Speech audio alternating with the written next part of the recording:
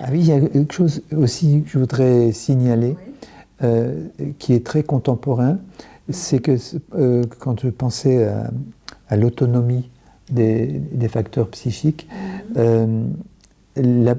souvent les schizophrènes entendent des voix. Et donc, la plupart du temps, on considère que les voix intérieures, je cite Victor Hugo, sont pathologiques. Or, ce qui est pathologique, d'après Jung, c'est pas le fait d'entendre des voix intérieures, parce qu'on les entend naturellement, c'est de nous identifier à ces voix et d'avoir un moi trop faible pour gérer ce qui vient. Ouais. C'est comme c'est un exemple que raconte Marie-Louise von Franz. Dans un asile, il y a un fou qui est utilisé comme jardinier, et puis il entend une voix qui dit « il faut tuer l'enfant ». Résultat, il va tuer la fille du directeur, mais il ne s'est pas rendu compte qu'en fait la voix lui disait « mais il faut tuer l'enfant en toi ». Donc, c'est vrai que c'est dangereux. Il y a ce que les traités de spiritualité anciens disent, il faut distinguer entre ce qui vient de Dieu et ce qui vient du diable. Et on pourrait dire que ce qui est important avec ces voix intérieures, c'est peut-être d'en faire une lecture symbolique et non pas au pied de la lettre. Exactement. Oui, c'est ça. Non pas aller tuer l'autre, mais peut-être rencontrer les parts de nous qui sont mortes ou les parts de nous dont on doit réduire le pouvoir.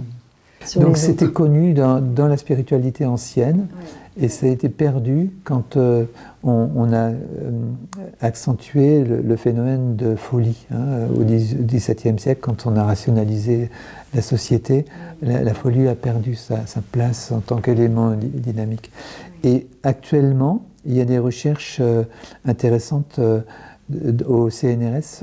Il y a des gens qui développent des recherches sur l'endophasie, c'est-à-dire une façon grecque d'appeler cette petite voix intérieure, et qui est donc restituée comme un élément de créativité personnelle.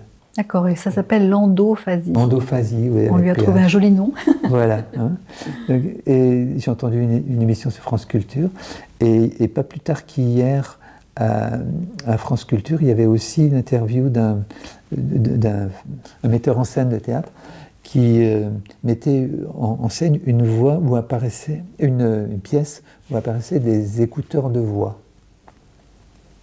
Et c'est effectivement ce phénomène de voix intérieure qui était restitué dans une dimension sociale acceptable. C'est ça. Ouais.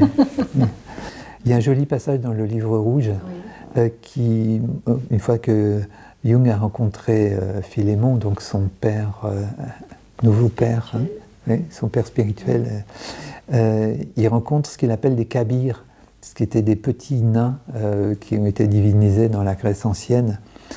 Et les kabirs lui disent mais arrête de te remettre comme ça, tu nous empêches de faire notre boulot. Nous, on est en train de te construire par derrière, et toi, avec toute ton agitation, tu nous empêches de faire le boulot. Mais nous allons rester sur cette image. Cette image pleine d'humour. Oui, ben le livre rouge, c'est une petite merveille de sketch, de choses comme ça, qui ont beaucoup de sens, mais qui... Eh bien oui, arrêtons de nous agiter. Voilà, il y a un processus à l'intérieur en nous.